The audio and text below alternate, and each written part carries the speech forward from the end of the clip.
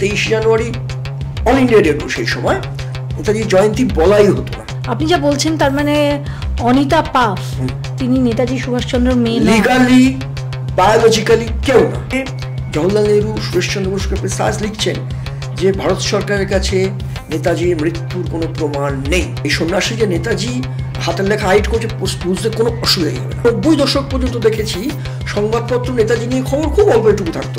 আমরা তো হইচই করতাম অমুক পেপারে নেতাজি নিয়ে একটা খবর আছে। সুরেশচন্দ্র বসু তিনি অসাধারণ, তিনি একটা ডিসেন্টিয়েন্ট রিপোর্ট লিখলেন, তাতে পুঙ্খানুপুঙ্খভাবে উনি লিখলেন কেন এয়ার ক্র্যাশটা মিথ্যা।